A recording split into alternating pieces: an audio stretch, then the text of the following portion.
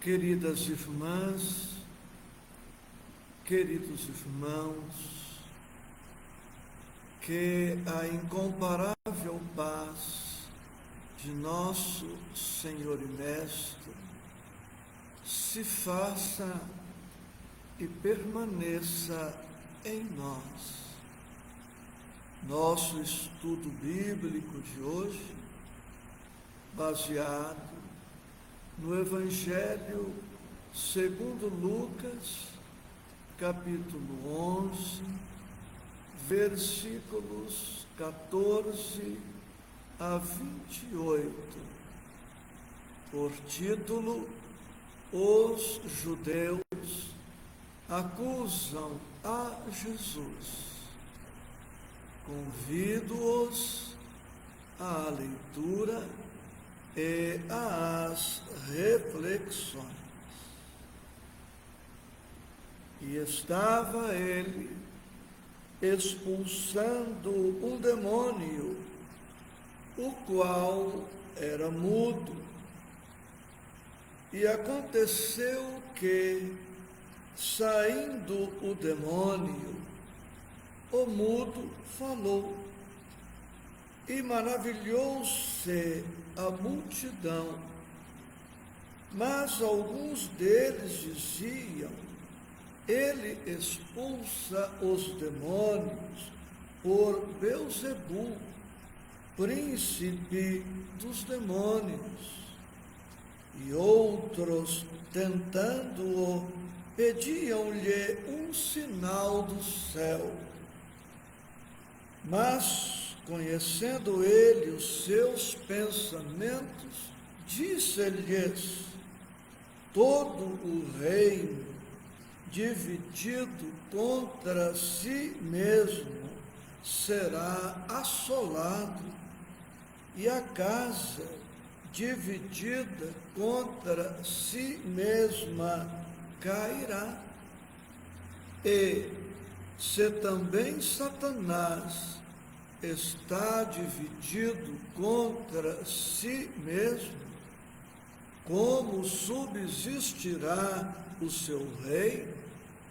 Pois dizeis que eu expulso os demônios por Beelzebul.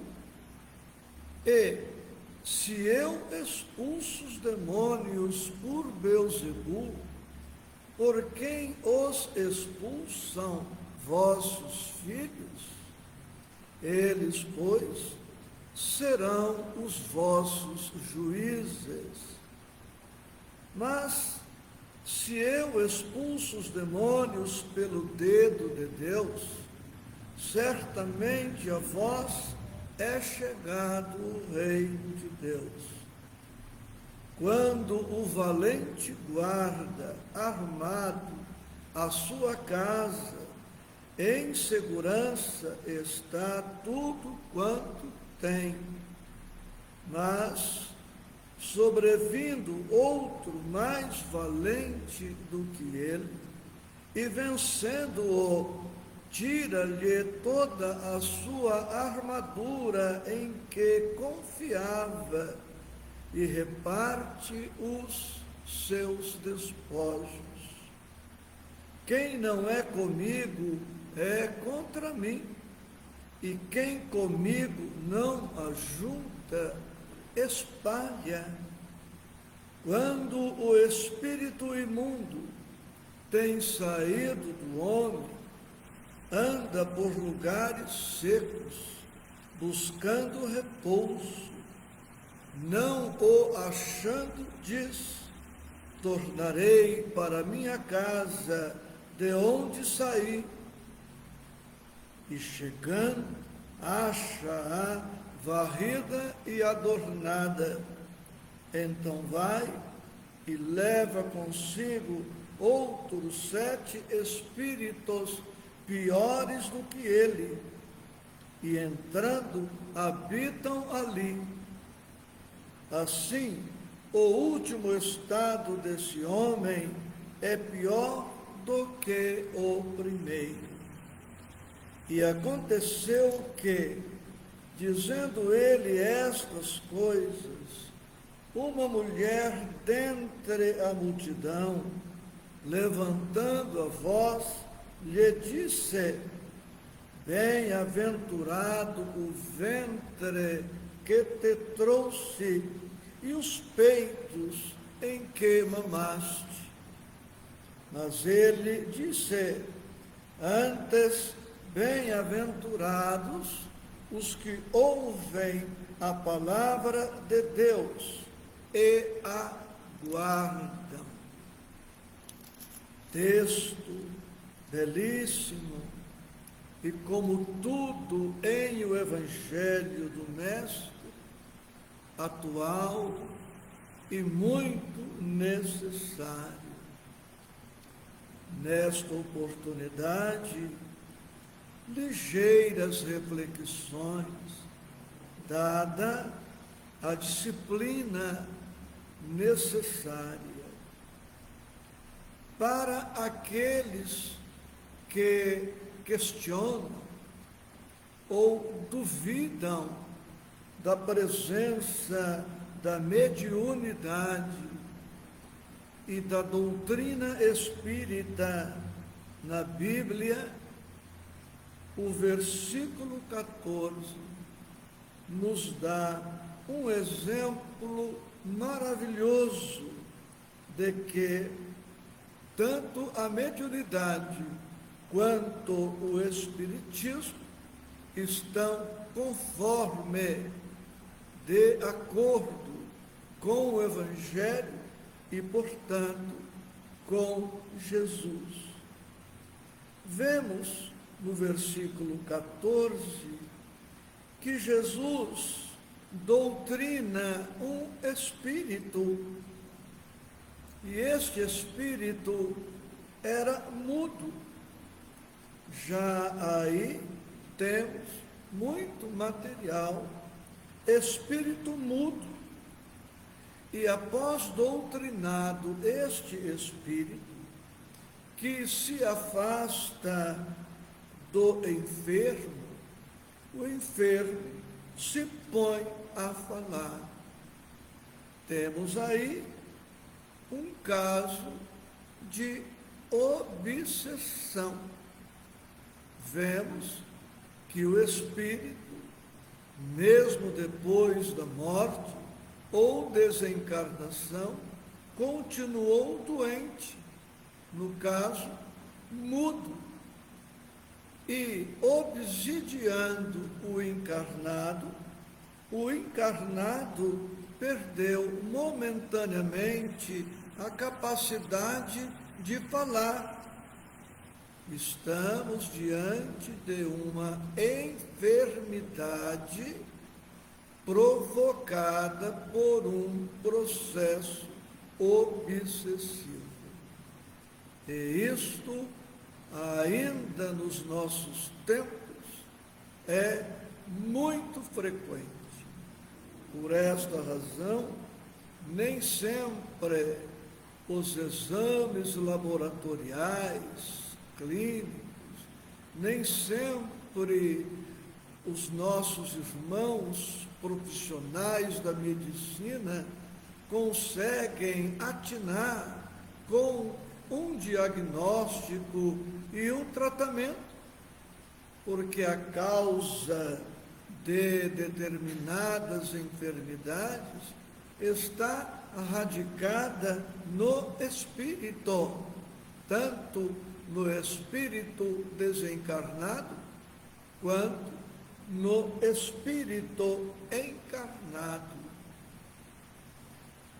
Indo já para o versículo 17, para que possamos trazer o máximo de reflexões em torno dos temas aqui abordados, Jesus diz: todo reino dividido contra si mesmo será assolado, e a casa dividida contra si mesma cairá.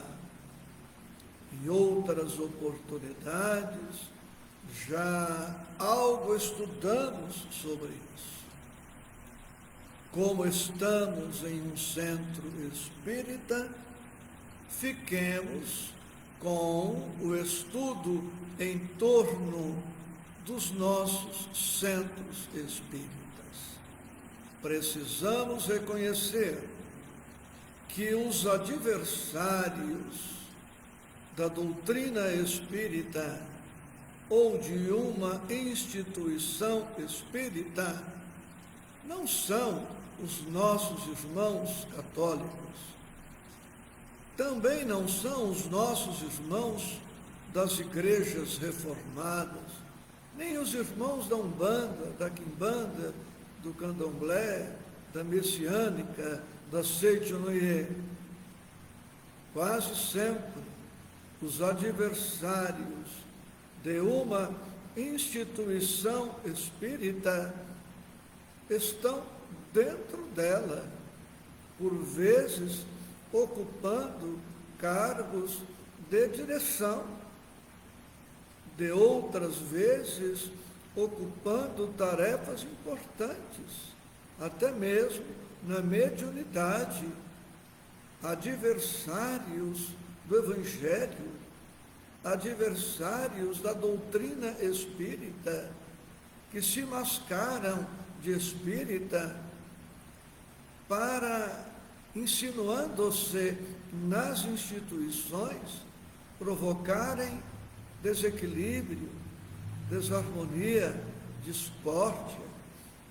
Os dirigentes, trabalhadores, efetivamente comprometidos com o Evangelho, com o Cristo, com a doutrina espírita, precisam estar em vigilância constante e detectando onde está o problema, com quem está a dificuldade, cuidar de isolar este quadro, esta situação, para que esta pessoa não venha pôr a perder todo um trabalho.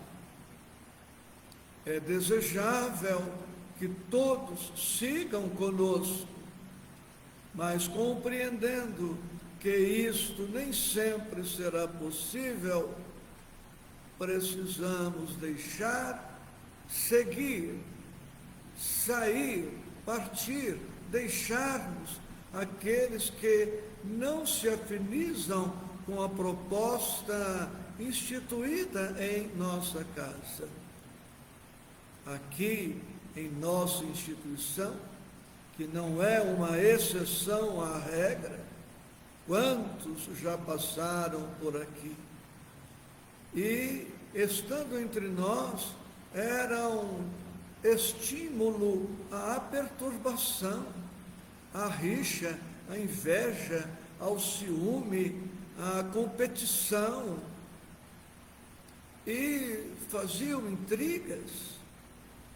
Nós não precisamos ter no seio das nossas casas espíritas esses irmãos que não têm compromisso com o Evangelho e com a doutrina. Saibamos vigiar, orar e defender este patrimônio que não nos pertence. No versículo 19, Jesus diz: se eu expulso os demônios por Beelzebul, por quem os expulsam vossos filhos? Vemos que, na linguagem espírita, doutrinar os espíritos, acolher os espíritos, orientar os espíritos, auxiliá-los nas suas dificuldades, não era, à época, exclusividade do mestre. Outros já se davam a esse trabalho. Portanto, nós, os espíritas, e outros movimentos religiosos, têm o direito, tem a liberdade de trabalhar junto a esses irmãos que, inobstante desencarnados, ainda necessitam de assistência, de amparo, de orientação. Nos versículos 21 e 22, Jesus continua nos orientando sobre os cuidados que devemos ter, tanto em relação a nós, tanto quanto em relação às nossas instituições. Consta do texto: quando o valente guarda. Não podemos ser omissos, covardes, negligentes, indiferentes aos perigos que rondam os nossos passos e os passos das nossas instituições. Quando o valente guarda armado a sua casa em segurança, está tudo quanto tem. Jesus está nos dizendo para que nos fortaleçamos, para que nos estruturemos, para que cresçamos, a fim de que o mal não consiga ir além de uma tentativa de um assédio. Precisamos fortalecer, porque as trevas hão de explorar sempre os nossos pontos fracos. E as sombras, os espíritos trevosos, ainda enfermos, em desequilíbrio, conhecem os nossos pontos fracos. E, se puderem ter acesso, hão de tentar-nos, hão de insinuar-se, hão de assediar-nos, objetivando a nossa queda, a nossa perda, a nossa paralisia e até mesmo a deserção do bem, se eles puderem fazer isso. No versículo 23, Jesus continua nos orientando, dizendo: quem não é comigo é contra mim, e quem comigo não ajunta, espalha. Ou seja, não podemos ser cristãos, espíritas ou não, mornos, indecisos, indefinidos. Quando o Cristo nos chama, quando Cristo nos convoca, Ele nos pede definição. É hora de decisão. E nós tomaremos a decisão que desejarmos. Óbvio, o Cristo respeita a nossa liberdade de escolha, mas uma vez feita a escolha pelo Evangelho, ou uma vez feita a escolha pela doutrina espírita, por uma determinada casa espírita, nós assumimos graves responsabilidades e precisamos zelar deste patrimônio que é o Evangelho, que é a doutrina espírita e a nossa instituição. Então, em nossa intimidade institucional, ou dentro da nossa casa espírita, quem não estiver do lado do Cristo, como vemos no versículo 23, está contra ele. Jesus não se coloca contra ninguém. Jesus tem um plano definido, ele tem uma programação e espera que todos nós, com o tempo, venhamos a aderir. Mas Jesus não abre mão de seu programa para agradar aqueles indefinidos, indecisos. Então, se alguém, mesmo nós, não estivermos ajuntando, somando, multiplicando o bem com o Cristo, nós estaremos trabalhando no sentido oposto, espalhando, criando desarmonia, dissensões. E nós podemos e necessitamos pedir aos nossos companheiros uma definição de rota, uma decisão clara para as suas vidas. Por quê? Por conta de tudo que já dissemos aqui agora, muito rapidamente, e por conta do que vem a seguir nos versículos 24, 25 e 26, que leio novamente para aqueles que estão sem a Bíblia.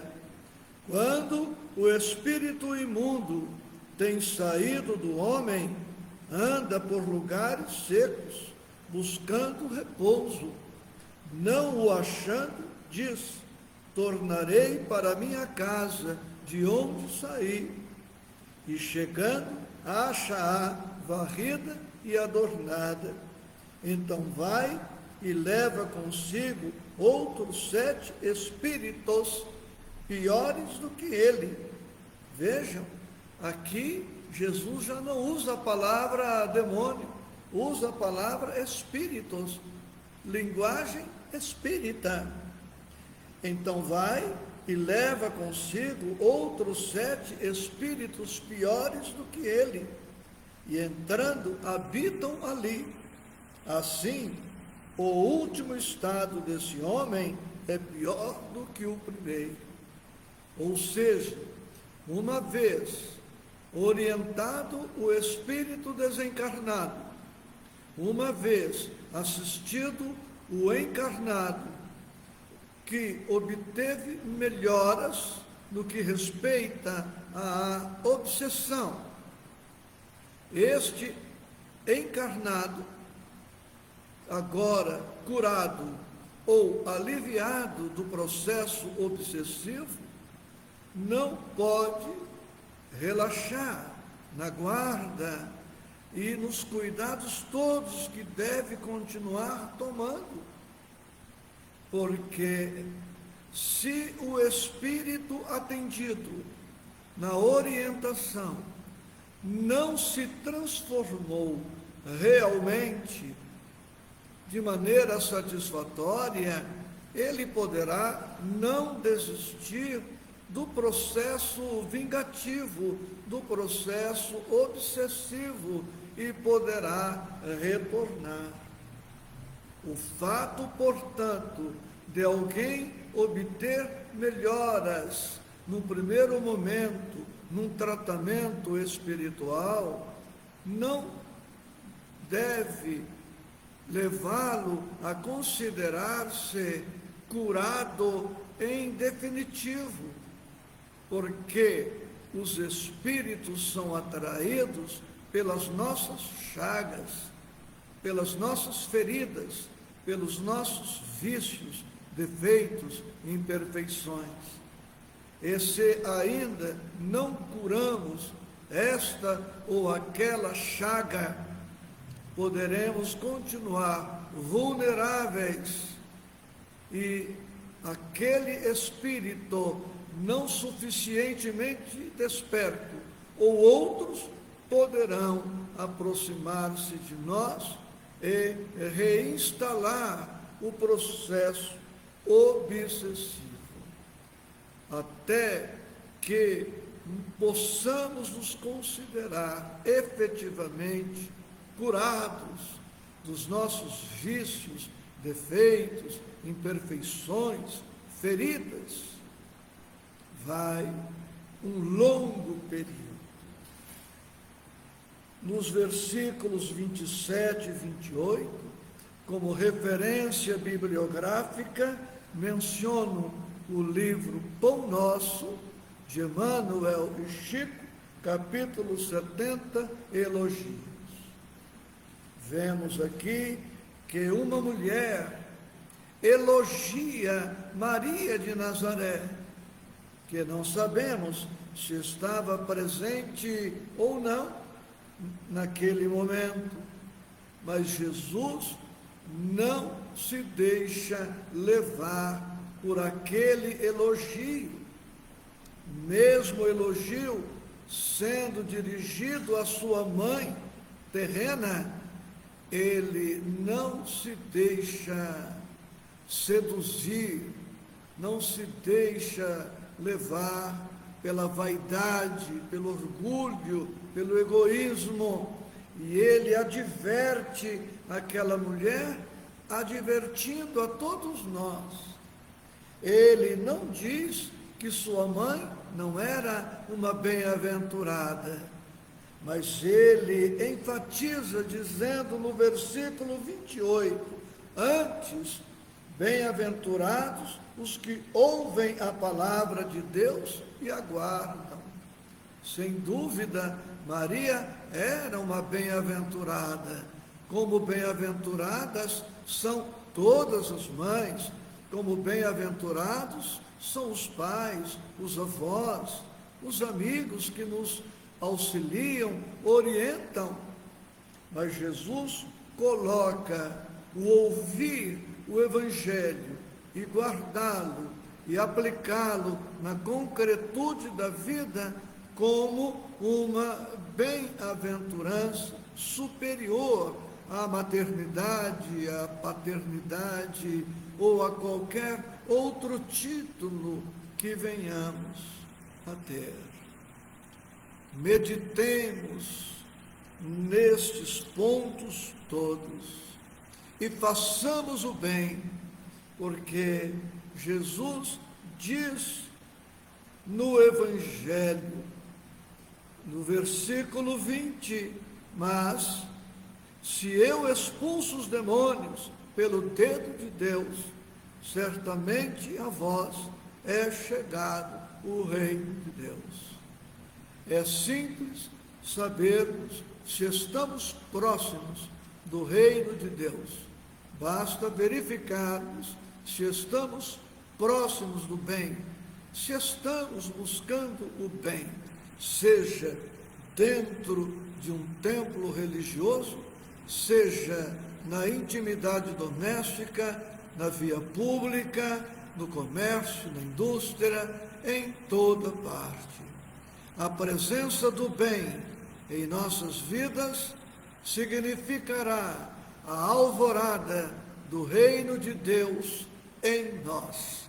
Profunda gratidão a todos vocês que estão sempre conosco, estimulando-nos à continuidade desta abençoada tarefa com Jesus. Muita paz para todos nós.